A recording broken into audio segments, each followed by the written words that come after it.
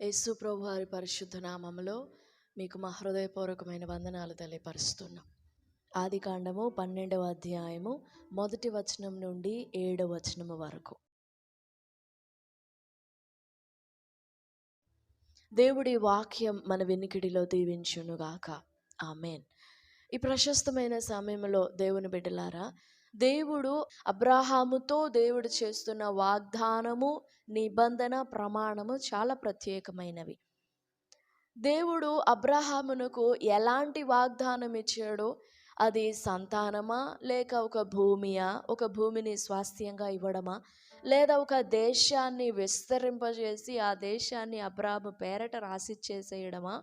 What is the blessing that the lord has promised to Abraham అని Abraham దేనిని ఆశీర్వాదముగా ఎంచుకున్నాడు? మన జీవితంలో మనము కూడా దేనిని ఆశీర్వాదం అనుకొని దేనిని స్వతంత్రించుకోవడానికి మనం ప్రాకులాడుతున్నాం. దేవుని ఆశీర్వాదమును ఎలా స్వతంత్రించుకోవాలి? How do we inherit God's promise, God's blessing? నీవు లేచి నీ తండ్రి ఇంటి నుండి, నీ బంధువుల నుండి, నీ దేశాన్ని నుండి నువ్వు బయలుదేరి, అంటే బయలు వెడలిపోయి, బయటకు వెళ్ళిపోయి, నేను నీకు చూపించే దేశానికి నువ్వు వెళ్ళాలి. అప్పుడు నేను నిన్ను గొప్ప జనంగా చేస్తాను. నీ సంతానాన్ని భూమి మీద నుండి రేణువుల వలె, ఆకాశ నక్షత్రాల వలె నీ సంతానాన్ని నేను అప్పుడు ఆశీర్వదిస్తాను అన్నారు. అబ్రాహాము దేవుడు చెప్పిన మాటను బట్టి 4వ వచనంలో, యెహోవా అతనితో చెప్పిన ప్రకారము అబ్రాహాము వెళ్ళెను. హెబ్రీ పత్రిక 11వ అధ్యాయం 8వ వచనం, అబ్రాహాము పిలువబడినప్పుడు విశ్వాసమును బట్టి ఆ పిలుపునకు లోబడి తాను స్వాస్థ్యముగా పొందనై ఉన్న ప్రదేశమునకు బయలు వెళ్ళెను, మరియు ఎక్కడికి వెళ్ళవలెనో అది ఎరుగక బయలు వెళ్ళెను. విశ్వాసముతో వినయ విధేయతలతో దేవుడు తనతో చెప్పిన ప్రకారముగా బయలుదేరి 5వ వచనం చివరిలో వచ్చినప్పుడు, కనాను దేశమునకు వెళ్ళుటకు బయలుదేరి కనాను దేశమునకు వచ్చిరి. హారాను నుండి కనానుకు మధ్య దూరం ఇంచుమించు 450 మైళ్ళు. సరే, కనానుకు వచ్చాడు. అది కనాను అని తెలియదు అబ్రాహాముకు. ఇప్పుడు 6వ వచనంలో, అప్పుడు అబ్రాహాము ఆ ప్రాంతానికి వచ్చి షెకెము నందలి ఒక స్థలము దాకా, అది షెకెం అని కూడా తెలియదు కానీ ఒక ప్లేస్కి వచ్చి ఆ స్థలము దాకా వచ్చి ఆ దేశ సంచారము చేసి మోరే దగ్గరనున్న సింధూర వృక్షమునొద్దకు చేరెను. అప్పటికి కనానీలు ఆ దేశంలో నివసిస్తూ ఉన్నారు. కనానీలో 7 జాతుల వాళ్ళు అక్కడ నివసిస్తున్నారు. ఆ ప్లేస్కి వచ్చినప్పుడు 7వ వచనంలో దేవుడు చెప్తున్నారు, యెహోవా అబ్రాహామునకు ప్రత్యక్షమై నీ సంతానమునకు ఈ దేశంని ఇస్తాను. నువ్వు వచ్చావు కదా, విశ్వసించి విశ్వాసముతో విధేయతగా లోబడి నా మాటని గౌరవించి నువ్వు వచ్చావు కదా, ఈ ప్లేసే కనాను దేశము. ఈ దేశాన్ని, ఈ ప్లేస్ని నీ సంతానానికి స్వాస్థ్యముగా ఇస్తాను అని దేవుడు అక్కడ పర్టికులర్గా క్లియర్గా ఇది ప్లేస్ అని ఆ ప్లేస్ని ఐడెంటిఫై చేశారు. అప్పుడు అబ్రాహాము తనకు ప్రత్యక్షమైన యెహోవాకు ఒక బలిపీఠము కట్టి దేవుణ్ణి స్తుతించి ఆరాధించి కనపరిచాడు. ఆ తరువాత అబ్రాహాము ఈ దేశమే నీకు ఇస్తానని దేవుడు చెప్పారు కదా, ఈ దేశమును స్వతంత్రించుకొనడానికి, ఈ దేశమును స్వాధీనం చేసుకొనడానికి, ఈ దేశమును పొందుకొనడానికి అబ్రాహాము ముందుకు బయలుదేరుతున్నాడు. 3 విషయాలు గమనిద్దాం. మొదటిది 14వ వచనం, లోతు అబ్రాహామును విడిచిపోయిన తరువాత యెహోవా, ఇదిగో నీ కన్నులెత్తి నీవున్న చోటు నుండి ఉత్తరం, దక్షిణం, పడమర, తూర్పు తట్టు చూడుము. 2, నీవు చూచుచున్న ఈ దేశం అంతటిని నీకును నీ సంతానమునకు సదాకాలం ఇచ్చేదను. 3, నీ సంతానమును 16వ వచనంలో, నీ సంతానమును భూమి మీద నుండి రేణువుల వలె విస్తరింపజేస్తాను. 17వ వచనంలో, నీవు లేచి ఈ దేశము యొక్క పొడవున వెడల్పున దానిలో సంచరించుము, అప్పుడు నేను దాన్ని నీకు ఇస్తాను.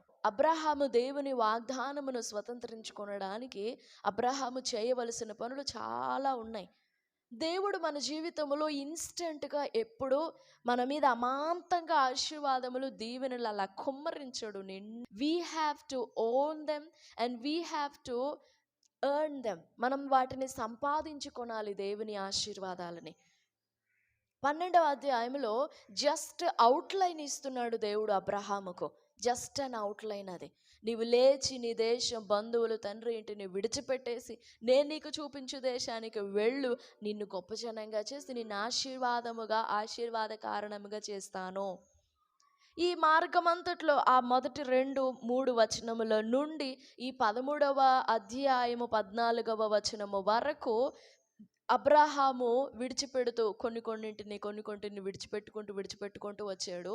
ఇక తన తండ్రితో బంధమైన, తన తండ్రి రక్తం పంచుకున్న లోతు, తన అన్న కుమారుడైన లోతును విడిచిపెట్టిన తరువాత ఇప్పుడు దేవుడు మాట్లాడుతున్నారు 3 విషయాలు. నువ్వు how to receive God's blessings and how to inherit God's blessings. First దేవుడు అబ్రహాముకు నువ్వు లేచి వీటన్నిటిని విడిచిపెట్టాలి అని చెప్పినప్పుడు అబ్రహాము చాలా విధేయత చూపించాడు. విడిచిపెట్టి ఫస్ట్ ఆ వాగ్దానాన్ని నమ్మాడు. అబ్రహాము విశ్వసించాడు. వాగ్దానము, దేవుని మాట, దేవుని ప్రవచనం, ప్రమాణం, దేవుని వాక్యాన్ని స్వతంత్రించుకొనడంలో మొట్టమొదటి మెట్టు విశ్వాసం. Whatever God has stored for us, we have to believe even if we can't understand that. అది మనకు అర్థం కాకపోయినా, దాన్ని మనం చూడలేకపోయినా, దాన్ని మనం గ్రహించలేకపోయినా, first of all we have to believe, we have to obey whatever God has stored for us. దేవా, మీరు నా కొరకు దేని నిర్ణయించినా, దేనిని ఏర్పాటు చేసినా, ఐ యాక్సెప్ట్ దాట్, నేను ఒప్పుకుంటున్నాను అని దేవుని దగ్గర మన పూర్ణమైన విశ్వాసాన్ని కనుపరచాలి. అప్పుడు అది ఏంటో చూపిస్తాడు దేవుడు. అబ్రహాము అన్నింటినీ విడిచిపెట్టి విశ్వాసం కనుపరిచాడు కాబట్టి 7వ వచనంలో దేవుడు చెప్తున్నారు, ఇదిగో ఈ దేశాన్ని నీకు సంతానంగా, నీ సంతానానికి స్వాస్థ్యంగా ఇస్తాను అని చెప్పారు. విశ్వాసం ఉంచకపోతే ఇది నేను నీకు వాగ్దానంగా ఇచ్చే దేశము అని దేవుడు చెప్పేవారు కారు. First point, we have to believe and we have to accept whatever God has stored for us.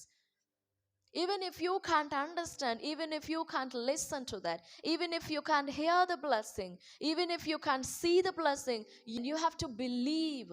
You have to believe whatever it is.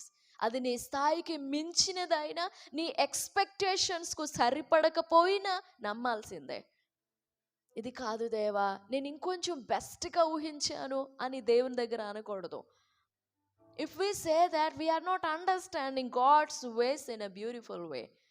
If we doubt whatever God's blessing is, if you are doubting that the things or the ways which God has allowed you to walk in, if you think that they are not good, then you are not understanding God's way in a right way. Because God had predestined you. దేవుడు జగత్పునాది వేయబడక మునుపే, నీ నా తల్లి గర్భములో పిండములుగా మనం ఏర్పడక మునుపే దేవుడు మనలను నిర్ణయించాడు, ఏర్పరచుకున్నాడు. Not for a bad purpose, not for a bad ways, but he had an extraordinary ways. నా తలంపులు మీ ఎడల బహు విస్తారమై ఉన్నవి. భక్తుడైన దావీదు గ్రహించుతాడు, నా తలంపులు మీ తలంపుల వంటివి కావు, నా మార్గములు మీ మార్గముల వంటివి కావు, అవి ఆకాశము కంటే హెచ్చైనవి, ఎత్తుగా ఉన్నవి. Number 1, we have to believe, we have to accept. When you accept whatever God has told, then you will surely believe that. If you can't accept, you will never believe them. మనము ఒప్పుకొనకపోతే విశ్వసించలేము. అబ్రహాము ఒప్పుకున్నాడు. 75 ఏండ్ల వయసు, అప్పటికి సంతానం లేదు. కానీ దేవుడు చెప్తున్నారు, భూమి మీద నుండి రేణువుల లాగా నీ సంతానం, ఆకాశ నక్షత్రాల లాగా నీ సంతానం అవుతుంది అని అంటే హీ యాక్సెప్టెడ్, నమ్మాడు. ఆ నమ్మికని దేవుడు అతనికి నీతిగా ఎంచాడు. 15వ అధ్యాయం ఆదికాండము 6వ వచనం, అతడు యెహోవాను నమ్మెను, నీ సంతానం ఆకాశ నక్షత్రాల్లాగా అవుతుంది అని అంటే అతడు యెహోవాను నమ్మెను, ఆయన అది అతనికి నీతిగా ఎంచెను. And he believed in the Lord and he counted it to him for righteousness. నువ్వు దేన్నైతే నమ్ముతావో, దేవుని మాటని ఎలా నమ్ముతావో అంత నీతిగా ఎంచుతాడు దేవుడు. Are you believing God's word? నీ నమ్మికని దేవుడు నీతిగా ఎంచుతున్నాడు. నీ నమ్మికని దేవుడు నీతిగా ఎంచుతున్నాడు. మనం అనుకోని సమయాలలో దేవుడు దానిని ఎంచుతాడు. In unexpected timings, when we believe God's word in an unexpected way and an unexpected situation, unexpected in times, then he will consider that faith as righteousness. కానీ ఎన్నిసార్లు అలా నమ్మకుండా నీతిని పోగొట్టుకొని ఉంటామో మనం. So don't ever lose righteousness. దేవుడు నీ నమ్మికను నీతిగా ఎంచడాన్ని ఏ సమయాల్లో కూడా పోగొట్టుకోవద్దు. Okay, first one is believing. When we accept we can believe. Number 2, మనం విశ్వసించినప్పుడు చూపిస్తాడు దేవుడు క్లియర్గా, ఇది ఈ దేశము నీ సంతానానికి ఇస్తాను అని, ఇది అని పర్టికులర్గా దేవుడు చూపిస్తాడు. దిస్ ఈస్ యువర్ బ్లెస్సింగ్ అని, దిస్ ఈస్ యువర్ ప్రామిస్ అని దేవుడు చూపిస్తాడు. ఆ ప్రామిస్లో మనం నిలబడినప్పుడు, ఆ ప్రామిస్లో వాగ్దానములు మనం నిలబడినప్పుడు, ఆ మాట ఏం చెప్తుందో ఆ మాట కొరకు మన ప్రాణాత్మ దేహములు క్లీన్గా మనము కడిగి వేసుకొని విడిచిపెట్టాల్సి అన్నీ విడిచిపెట్టేసుకున్నప్పుడు, విడిచిపెట్టుకొని ఆ మాటలు వాగ్దానములు మనం నిలబడినప్పుడు, ఇప్పుడు 13వ అధ్యాయం 14వ వచనంలో ఆ విశ్వాసంలో ఈ దేశం నీ సంతానానికి ఇస్తానన్నాడు కదా, అందుకే లోతు విడిచిపోయిన తర్వాత అబ్రాహాం అక్కడే నించొని ఉన్నాడు. అన్నీ విడిపోయిన తరువాత దేవుడు చెప్తున్నారు, ఇప్పుడు నీ కన్నులెత్తి ఉత్తరం, దక్షిణం, తూర్పు, పడమర 4 దిక్కుల వైపు చూడు అన్నారు. 4 దిక్కుల వైపు చూస్తే ఏం కనపడుతుంది? ఇక్కడి నుంచి చూస్తే దేశపు పొలిమేర కనపడుతుందా? అంత లాంగ్ సైట్ ఉంటుందా? నో. కానీ అబ్రాహాము చూస్తూ ఉన్నాడు. దేవుడు చెప్పాడు చూడు అన్న, 4 దిక్కులు చూడు అన్నారు. ఉత్తరం, దక్షిణం, తూర్పు, పడమర చూడమన్నారు. చూశాడు అబ్రాహాము. ఏం కనపడిందో తెలియదు కానీ చూశాడు. దేవుడు చూడమన్నాడు కదా, చూశాడు. Okay, I will look at that. Abraham చూస్తూ ఉన్నాడు. చూశాడు కాబట్టి, విశ్వాసంతో దేవుడు చెప్పినట్లుగా చూశాడు కాబట్టి, ఇప్పుడు చెప్తున్నాడు దేవుడు 17వ వచనంలో, ఇప్పుడు నువ్వు లేచి ఈ దేశము పొడవున వెడల్పున సంచరించు. నువ్వు ఎంతవరకు వెళ్ళగలవో, ఏ ఉత్తరం వైపు ఎంతవరకు వెళ్ళగలవో నీ పాదము పెట్టు భూమి నీకు ఇస్తానన్నాడు కదా. నువ్వెంతవరకు నడవగలవో సంచరించు. సంచారం అని అంటే పాదములతో నడవడం కదా. నువ్వెంతవరకు నడవగలవో, ఉత్తరం వైపు ఎంతవరకు నడవగలవో, దక్షిణానికి ఎంతవరకు నడవగలవో, తూర్పు ఎంతవరకు నడవగలవో, పడమర ఎంతవరకు నడవగలవో నువ్వు నడు, నేను దాన్ని నీకు ఇస్తాను. ఏ ప్రదేశములో నీ పాదం పెడతావో, ఏ స్థలమందు నీ పాదం పెడతావో, నువ్వు అడుగు పెట్టే స్థలం నేను నీకు ఇస్తాను. ఇప్పుడు దాన్ని స్వతంత్రించుకున్నాడు అబ్రహాము. దేవుని ఆశీర్వాదం ఊరికే రాదు మన మీదకి. God just gives us a letter. We have to form a word with that, and we have to make a sentence with that word. He won't just form a sentence and just keep it on our heads. No, he will never. We have to fill that blessing. ఉత్తరం, దక్షిణం, తూర్పు, పడమర చూడు అన్నారు అంతే, పొడవు వెడల్పు సంచరించు అన్నారు అంతే. కానీ ఆ దేశమంతా ఎంత వెడల్పు ఉండాలో, ఎంత పొడవు ఉండాలో, ఉత్తరము వైపు ఎంత పొడవు ఉండాలో, దక్షిణం వైపు ఎంత వెడల్పు ఉండాలో, ఆ విస్తీర్ణం అంతటిని నింపుకునినది అబ్రహామే. వాగ్దానాన్ని నింపుకునినది అబ్రహామే. నీవు నేను కూడా అంతే, మన జీవితంలో కూడా అంతే. మన పొందే ఆశీర్వాదం, మనకు దేవుడు ఏర్పరిచిన ఆశీర్వాదం, అది ఎలాగుండాలి అని నింపుకోవాల్సింది మనమే. మనం దేన్నైతే స్వతంత్రించుకుంటామో, మనం ఎలా స్వతంత్రించుకుంటామో దానికి నిత్యముగా ఆమెను పలుకుతాడు దేవుడు. నీకు ఇస్తాను అని చెప్పాడు కదా.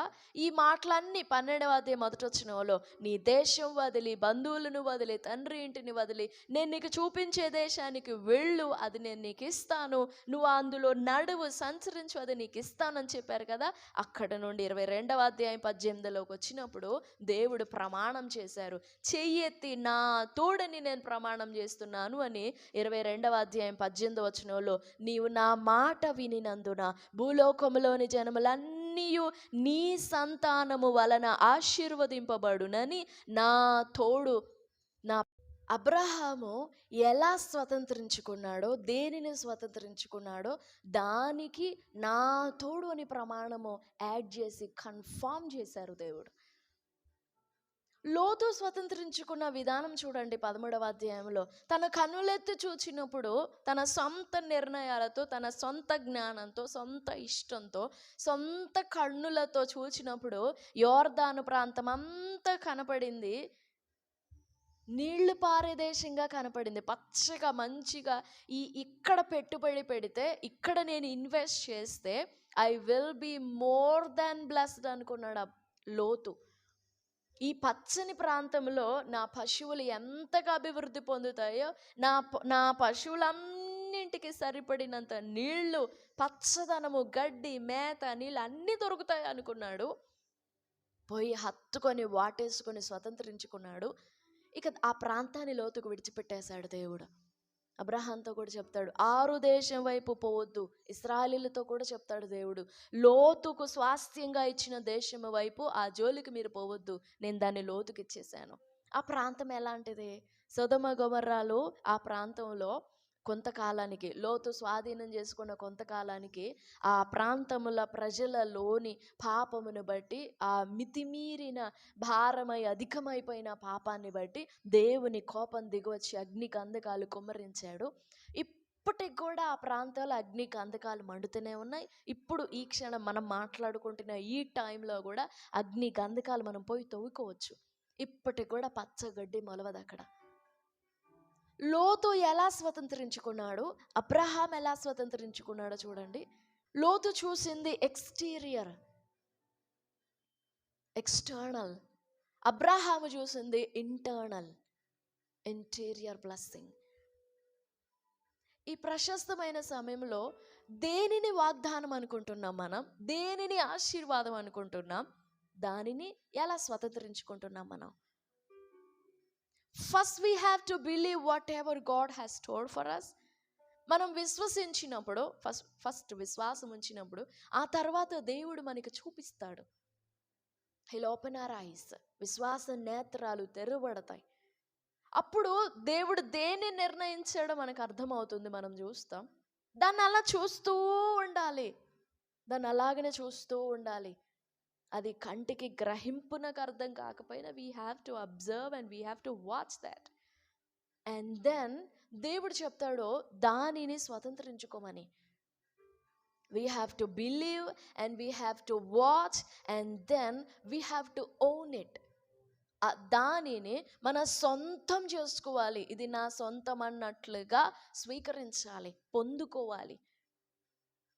అప్పుడు మనం దేన్నైతే పొందుకుంటామో దానిని దేవుడు నిత్య నిబంధనగా స్థిరపరుస్తాడు.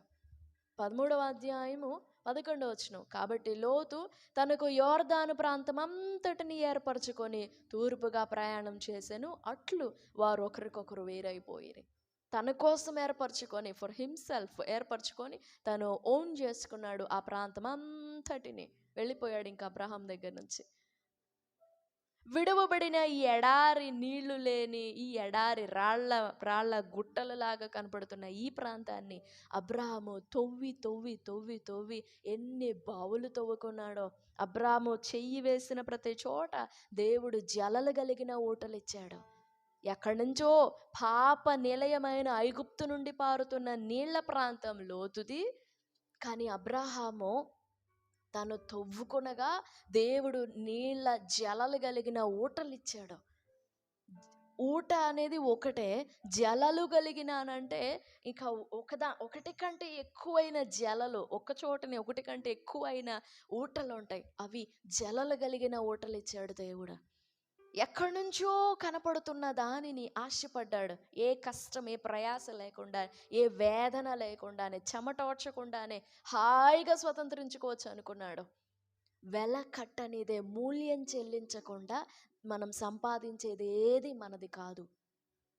Even if we are experiencing that blessing, it is not ours. We have to pay the price. We have to pay. We have to pay the price. మనం వెల కట్టాలి. అబ్రాము వెల కట్టాడు. తన ఆరోగ్యం, తన విశ్వాసం, తన వయస్సు, తన పనులు, ఎంత వెల కట్టాడో తెలుసా? కనాను వాగ్దాన దేశం అంతటిని స్వతంత్రించడానికి, స్వాధీనం చేసుకొనడానికి ఆ ప్రాంతం అంతా తన రక్తపు ముద్రలు పడి ఉంటాయి. తన పాదముల కారుతున్న ఆ రక్తపు ముద్రలు పడి ఉంటాయి. ప్రతి ప్రాంతంలో తను అడుగుపెట్టి సంచరించాడు. ఎక్కడి వరకైతే కాళ్ళతో నడిచి నడిచి నడిచి నడిచి సంచరించాడో ఆ ప్రాంతం అబ్రహాము ఎలా దేవుడు చెప్పిన మాటను బట్టి ఆ దేశంలో సంచరించి సంచరించి ఆ దేశాన్ని తన సొంతం చేసుకున్నాడో, స్వాధీనం చేసుకొని స్వతంత్రించుకున్నాడో, మనం కూడా దేవుని వాగ్దానాలని అలా స్వతంత్రించుకోవాలి. We have to pay the price. వెల కట్టాలి. మనం వెల కట్టి అందులో మనం సంచరించాలి. అది మనం సొంతమైనట్లు, అది దేవుడు మనకి ఇచ్చినది, ఇది నా సొంతం అన్నట్లుగా మనం దాన్ని స్వతంత్రించుకోవాలి. మనం స్వతంత్రించుకొనకుండా దేవుడు దానిని మనకు స్వతంత్రింప చేయడు. ఫస్ట్ మనమే స్వతంత్రించుకోనాలి. ప్రభు సహాయం కోరుకుందాం.